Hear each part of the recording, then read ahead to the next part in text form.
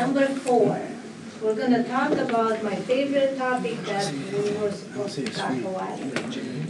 Travel demand management.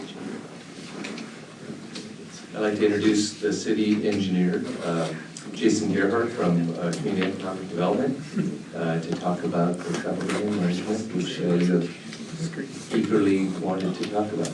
Yes, thank you.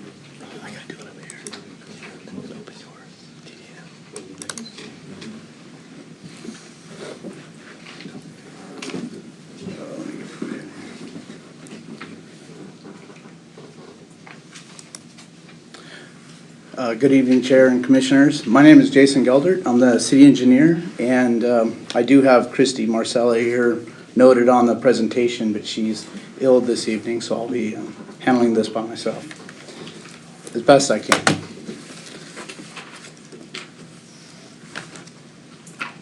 So in our discussion tonight, I'll begin with the regulatory framework, providing the background of transportation demand management.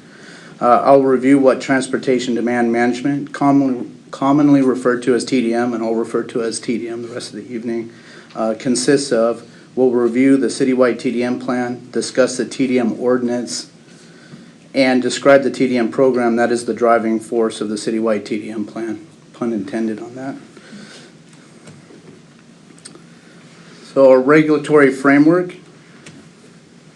The general plan adopted in 2015 identified a need to reduce driving alone or single occupancy vehicle trips for congestion relief and improved quality of life.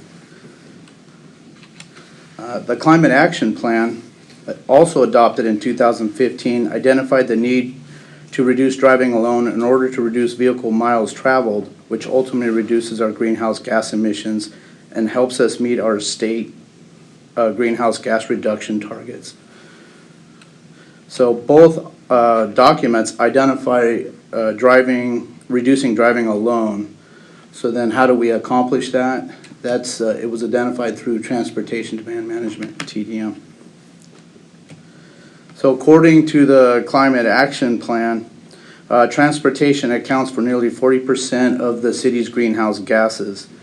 The goal of the TDM measure in the Climate Action Plan is to increase the number of workers who are commuting other than driving alone by 10% for a total of 32% mode share among all people working in the city. That means there's a baseline of about 22% that were already not driving alone. Measure K1 of the Climate Action Plan requires the city to adopt a citywide TDM plan generally outlining the city's strategic approach to TDM, while Measure K2 requires the adoption of a TDM ordinance that will reduce trips generated by workers in Carlsbad. Now that's workers in Carlsbad, not just Carlsbad, City of Carlsbad employees. Just wanted to make that. I got confused a while back. All right, so what is TDM? TDM is an action plan that aims to move us away from automobile-focused transportation network and looks to change that approach to alternative modes of transportation and alternative work strategies. When we talk about changing modes of transportation, we mean that alternative modes of transportation such as walking, biking, transit, or carpooling will be used instead of people driving alone in a car to and from work. And when we talk about alternative work strategies, that might be working from home or flexible work schedules to allow transit use. Ultimately, TDM is about behavior change, and this is important. Behavior, this is where TDM will come from. It's actually changing behavior of those people that are commuting. And in the case of Carlsbad, it's getting our workers to rethink the decisions they make on how they get to and from work. So how will TDM be implemented in Carlsbad? The citywide TDM plan and approved council identifies the citywide TDM plan approved by council identifies 4 strategic areas that will address TDM: infrastructure, regulations and policies, guiding resources, and the larger TDM program. So when talking about infrastructure, that involves identifying gaps in our transportation network through efforts like the Sustainable Mobility Plan to remove those barriers to alternate modes of transportation. The TDM ordinance and the Village Barrio Master Plan are examples of regulations and policies that bring TDM to the forefront of development and land uses. Guiding resources like the TDM Handbook and online tool are aimed to help inform our community of ways to address TDM on both new and existing development. And the TDM program is the means to implement the strategic plan robustly throughout the city. Okay, so the TDM ordinance. A part of the citywide TDM plan requirement by measurement measure K2 of the Climate Action Plan is the TDM ordinance. The ordinance applies to non-residential developments that are anticipated to generate 110 or more average daily employee trips. Those developments will require to design and implement a TDM plan specific to their site. So I'd like to talk a little bit about that 110 average daily employee trip threshold. First, the calculation of the daily trips by employees assumes that all trips are made by driving alone in a vehicle. No alternative modes of travel are assumed for any of the employees. Second, the number 110 for the threshold was chosen to align with the Governor's Office of Planning and Research's technical advisory document on evaluating transportation impacts in CEQA. That document, released in December 2018, identified projects generating fewer than 100 average daily trips generally may be assumed to cause less than significant transportation impact. So then I have an example here. So if this was a restaurant that generates 120 average daily trips by calculating through our tables, note that the green car would just represent the customer trips, so they're only at 20. So this project would not meet the threshold and have a TDM required. Here's another example. Let's say there's a hotel. We calculate 240 average daily trips total. 120 of those trips are calculated by the employees. Then this project would fall under the ordinance and be required to have a TDM specific site plan. So what is a TDM plan? So basically a TDM plan is a document that identifies strategies to reduce employees driving alone to and from the work site. The plan will include improvements to the work site like preferred van pool parking pictured here, or showers or bike storage or even food services on site. The plan will also include programs and incentives such as carpooling, flexible transit spending accounts, or a telecommuting program. And lastly, the plan will include outreach and marketing to educate employees. So just a little update on the TDM ordinance implementation. It was approved by council on February 26th. The second reading was performed on March 12th, and the ordinance will go in effect in about a little over a week on April 11th. So how do development applicants prepare a TDM plan? Well, the city has developed tools to help and guide the development community. These tools include a TDM handbook, an interactive online tool, and a TDM plan template. The TDM handbook lists comprehensive menus of strategies that a development or business can implement specific to their site, while the online tool allows them to filter those strategies based on criteria like geography, mode, and impact. We also currently have, on an interim basis, expert TDM consultants that consist in developing quality site-specific TDM plans as a development service. So we do have consultants also to assist with developing those plans. We're not expecting any of the developers to come in and to know how to put one of these together. It's quite a bit hands-on preparing these documents with city staff, consultants, and the developer. And so the TDM program, the TDM ordinance alone, we recognize isn't going to meet our overall goal of reaching 32% alternative commuting by all workers in Carlsbad, because we're only going to get so many new projects, and most of our businesses are already established, so we need to outreach to them. So to meet that goal, we need to have a more comprehensive program for that. So this program involves continuing to provide assistance through the development review process. So part of that program will help those developers come in. Secondly, they'll proactively engaging with our existing businesses on how they can implement TDM at their work site. We have had businesses that want to participate in TDM on their sites, just need some help and how to do it. The program will manage any multimodal services in connection with our transit partners like NCTD that may be implemented, like shuttles, trolleys, and the like. Anything new come up will be regionally connected. And then as well as the important part of this is the monitoring and reporting on progress of the city's efforts is required by the Climate Action Plan. So the program will look to survey and monitor and see how well we're doing and adjust as necessary.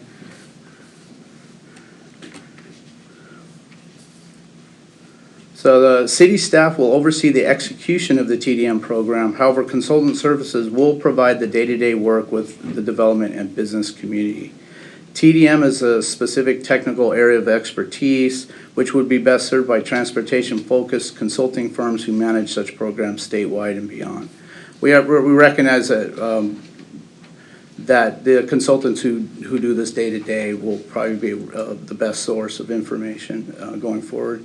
And then an RFP soliciting responses from consultants was released on March 1st.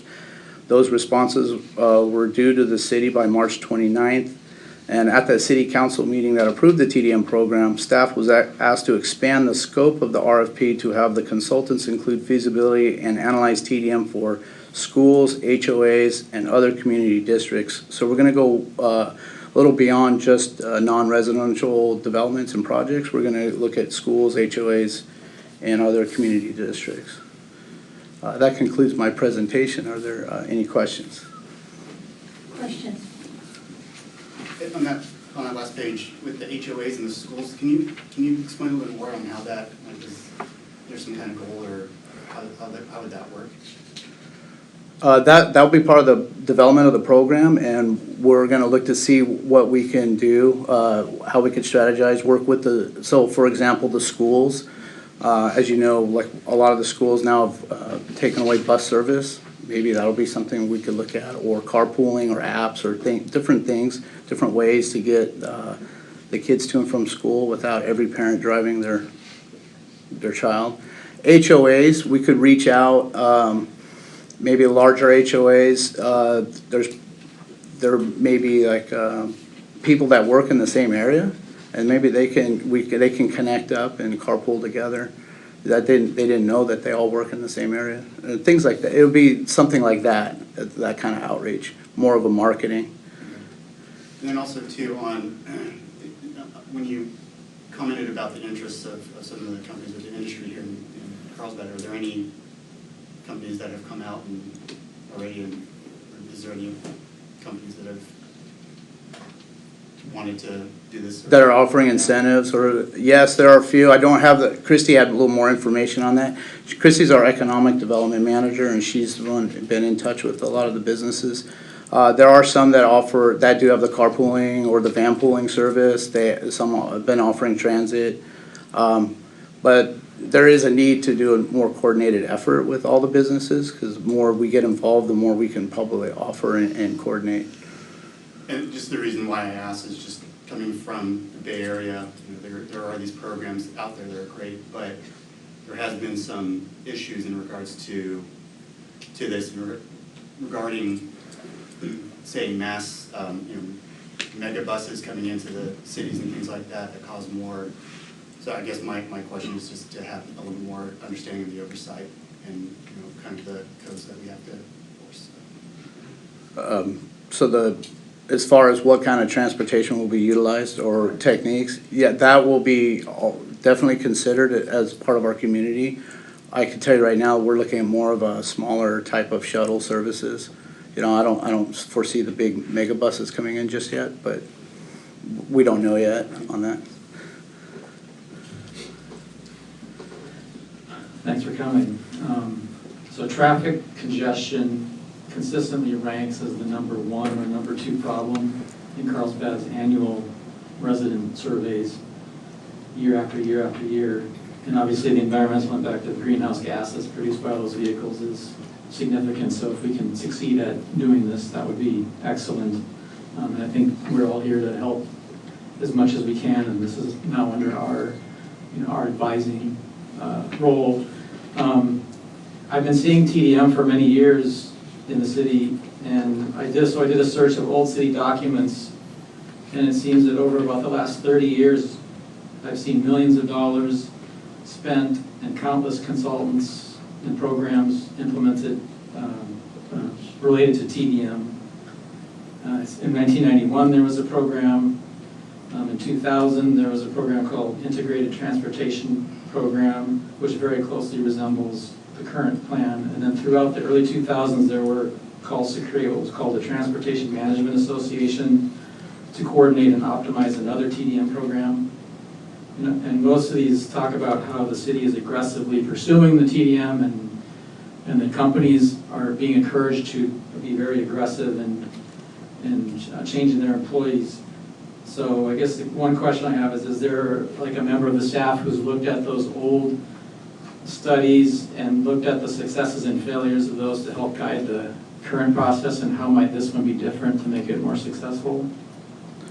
Yes, we did look at those, and I did look at those a long time ago, and I'm a little rusty, but I could address a few of them. In 1991, that was, I think the city, the county of San Diego was an attainment basin. It was there was an issue with air quality, and it was later figured, and some of the stuff was started to be put in place, and it was going to be pretty aggressive until it was realized that a lot of the air quality issues were coming from LA, and this is and so that whole program was basically dropped. Okay. So that's why that didn't go any further. And then as far as the last one, the transportation, was the implementation. Transportation Management Association. I think, and if Marshall's still here, if he remembers, I think that was another program that was started, and then I think it was more of a regional program that Sandag ended up dropping after a while. So that didn't really get a lot of ground. It didn't get a lot of traction. But we do have some existing TDM program, right, where we're doing a similar thing as what you're making more formal here, but it's there, right now. Well, right now the general plan, mobility element, requires a TDM plan if you're introducing traffic or vehicles to a what we call an exempt segment of road, which was exempt, meaning exempt from growth management levels of service. So once you have a project that's going to introduce traffic to that section, then you're required to do a TDM as kind of as a mitigation. But independent of projects, is there a... Not that I'm okay. independent of those. Well, so there's Craig's reminding me of the iCommute program, but that's a voluntary program that Sandag, it's more of a regional program that Sandag runs. What we're proposing is our own Carlsbad program that will work with Sandag, but will be more focused on Carlsbad. And so I often see statistics quoted by various staff members and city councilors and others that 85% of Carlsbad residents work outside of the city of Carlsbad, and that 75% of the jobs within Carlsbad are held by non-residents. And as we all know, I think Carlsbad has a very suburban type planning approach to it, where you have sprawling residential areas with no businesses mixed in. So we have tens of thousands of cars leaving Carlsbad with people going to work outside of Carlsbad, and you have tens of thousands of cars streaming in. And so this is a big issue, and it's difficult, I think, to address. Average commute times are pushing 30 minutes, and the vast majority of those are single occupancy vehicles. And I don't want to take up too much time, but the data that you have where you showed that 22% of current residents are already using alternative travel modes. I looked at the source and I downloaded, there's 9 years of data and there's thousands of data points, so I prepared just 3 slides I wanted to present just to help put a perspective on this. You can go to the next slide. So this first slide shows the percentages of working Carlsbad residents who used each of these surveyed modes of travel for their work commutes in 2009 through 2017. And the bars are margins of error. The top line is the single occupancy vehicle commute rate. So, and that red circle is around the data that's being presented to you for TDM. So 78% of Carlsbad workers are commuting to work with single occupancy vehicles, so that correlates with the 22% that are using alternative modes. Unfortunately, when you look at all the data across, it shows that the rate just doesn't change year after year. Nothing is changing. So whatever strategies have been used aren't really working. Okay, now at the bottom are all the alternative modes that we want people to switch to. That's the other 22%, so you can go to the next slide. I'm going to zoom in. So I've just zoomed in on those alternative modes. And from a statistical standpoint, the carpool, transit, pedestrian, other, and bicycle modes showed no change. However, there were some obvious trends toward actually reduced rates. So if you look at the carpool, transit, and bicycle modes, they've been trending down. Although it's not statistically significant, they are trending down, unfortunately, in the last several years. However, the sum of those reductions is made up for by the top line, which is working from home, and that is the only statistically significant change that we see is with working at home, and that's the only one that's on the positive side, and all the rest of them are either going nowhere or trending downward. Okay, and final slide. Now this is looking just at 2017 for all the different modes of travel. So these are estimates of the numbers of workers taking each mode, and you can see that single occupancy vehicle obviously at 42,000 is the highest, and working from home is by far the most prominent one beyond that, tailing all the way off to only 162 people are estimated to use their bicycle to commute to work. So I just wanted to present this data as, to put this in a larger context so that we can all see where things have gone or not gone over the years. The data also, I won't go into it, but there's a lot of other data that shows like commute times, which haven't changed any over this time period, around 30 minutes the entire time. Times of day that people commute, you can chart that out to show when people are commuting, because you hope that people can commute during non-peak, off-peak hours. Those are all very stable over the time period. You can also make comparisons within zip codes in Carlsbad and compare yourself to other cities. It's all relatively consistent though. But this kind of data, I think, I'm a scientist, so I'm going talking about data. But I think this kind of data should help inform, the strategies going forward. So that's more of a lecture than a question, but hopefully that's useful. And I'm also the president of an HOA, and certainly I'd be willing to, and I probably, similar to other HOA boards, would be willing to, with our newsletter, circulate information and ask people if they want to try to hook up to take rides together. All right, well, thank you for the info. I can address a little bit of that as far as those modes of transportation.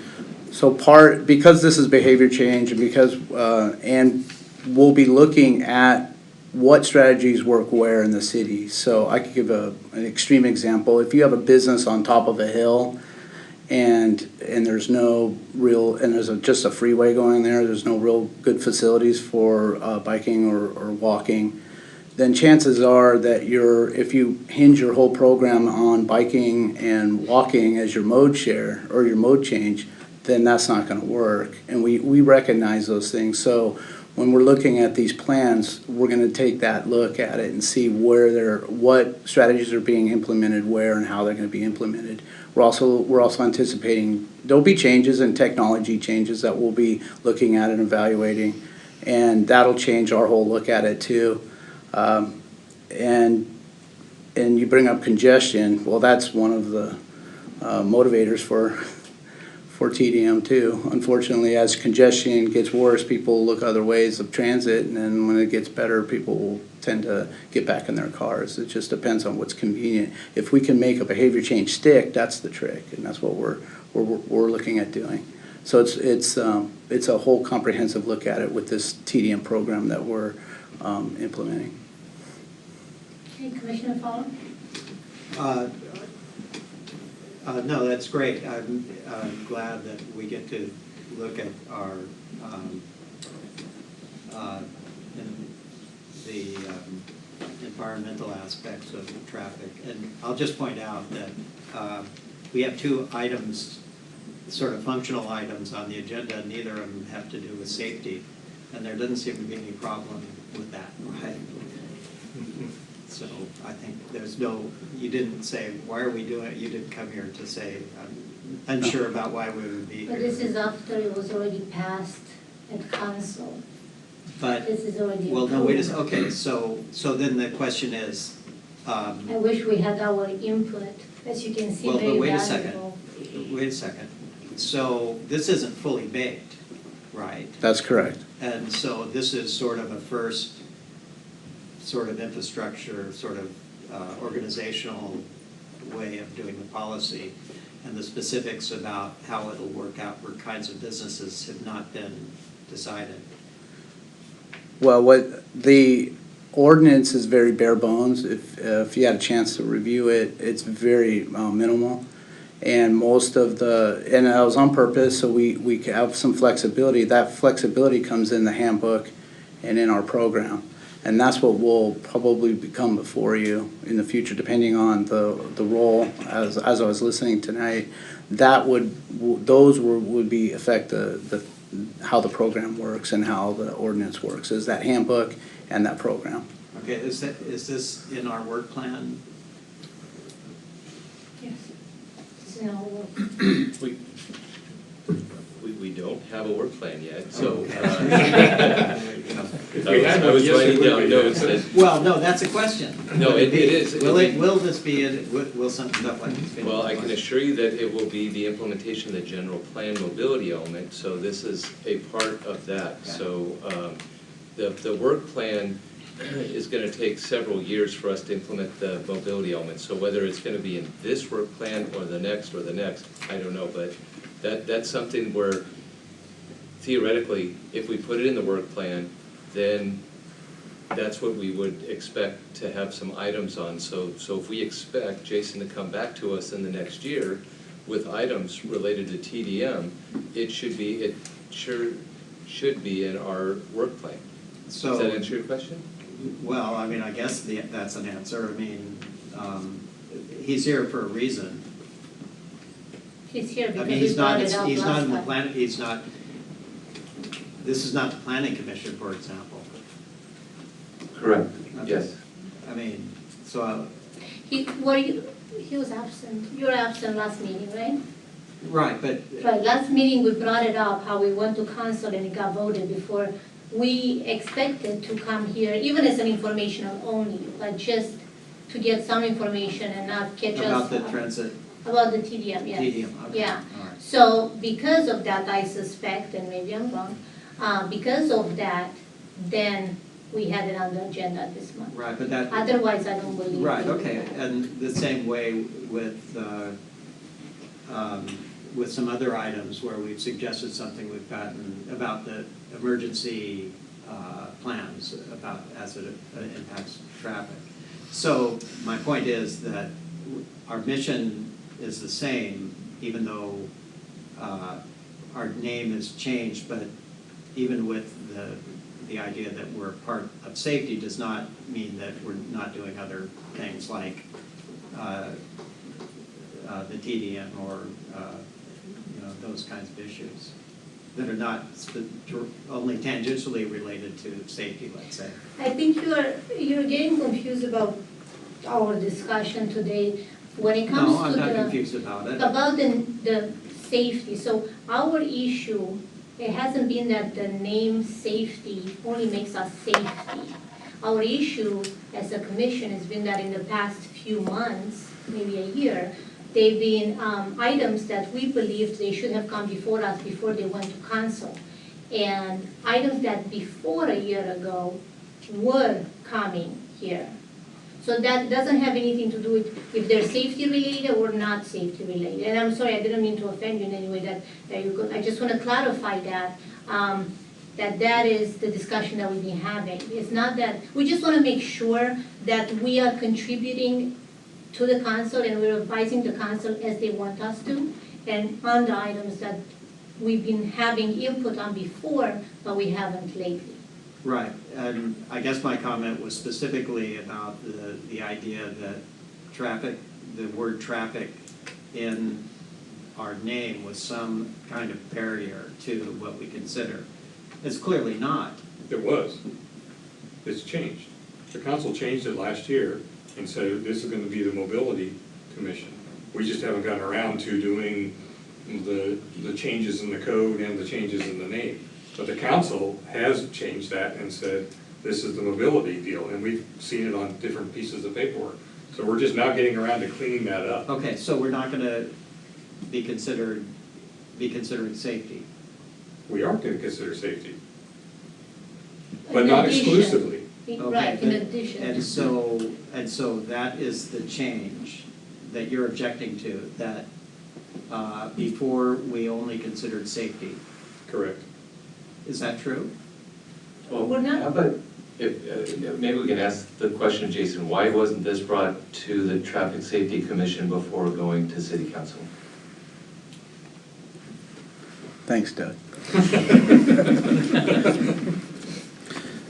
We had been, this was a, well, you, afraid to let you know that, there was this was part of, the timeline was moved up, and this was part of a settlement agreement on a lawsuit. Second, we were working with, we had worked with council directly on some of these items. So this was expected to go directly to them. There wasn't, we did not present this to Planning Commission nor your commission. We planned on presenting as an informative, to inform you afterwards, after the ordinance was passed. We didn't want to open it up to additional hearings that wouldn't really go towards decision-making on that. Also, we did do outreach, and we did have perform all the outreach and to the community, to the businesses, and to the developers.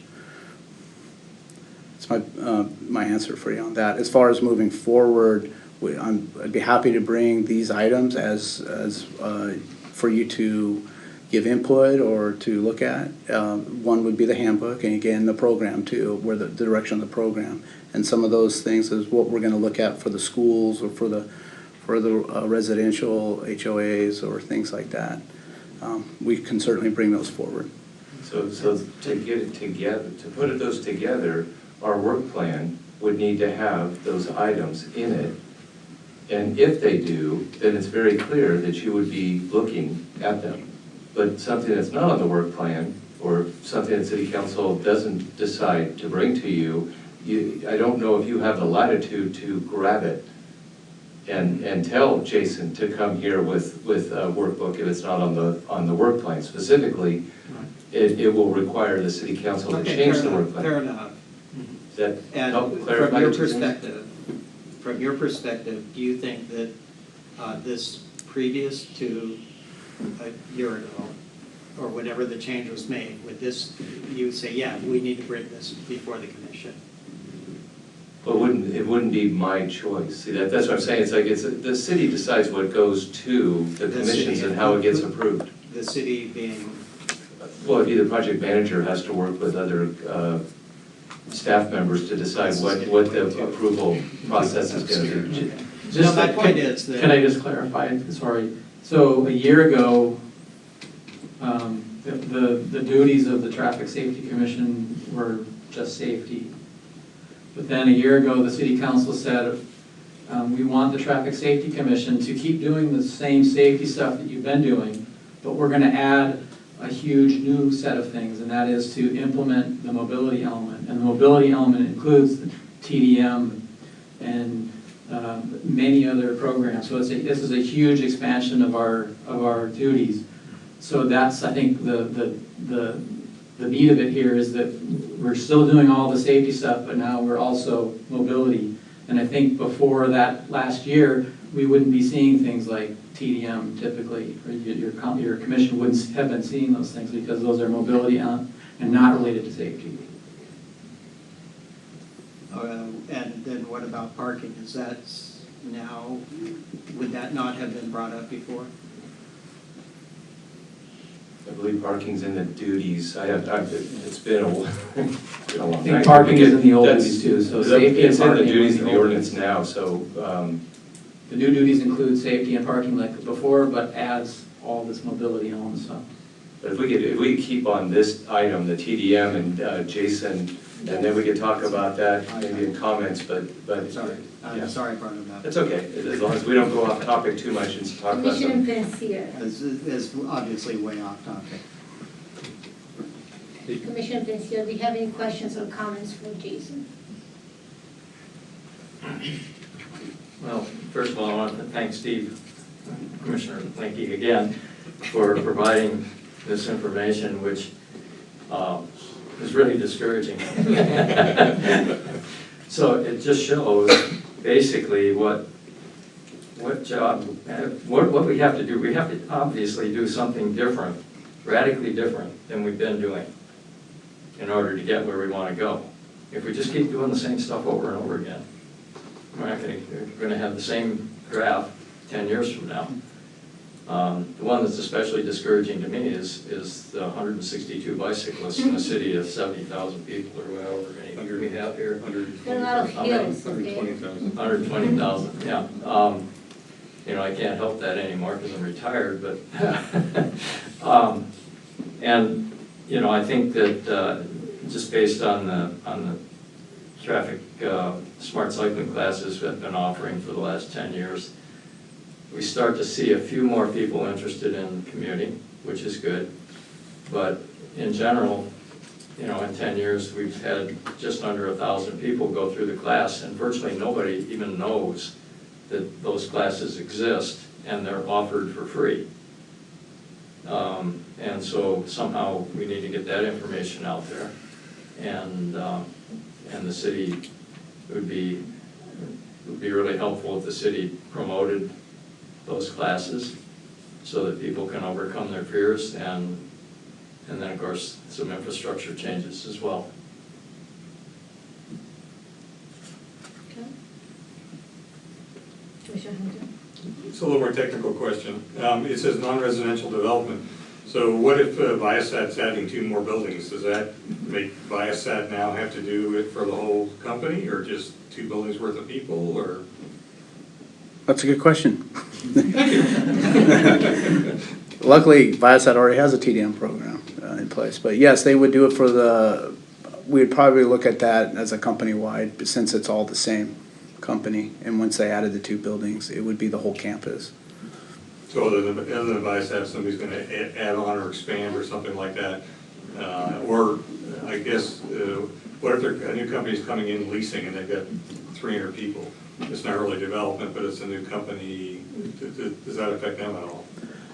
So an example would be like what we call a tenant improvement. So a company comes in and they redo a building and put their office in, they get a building permit. That building permit is where we have them. So TIs are development, so. Correct. Okay.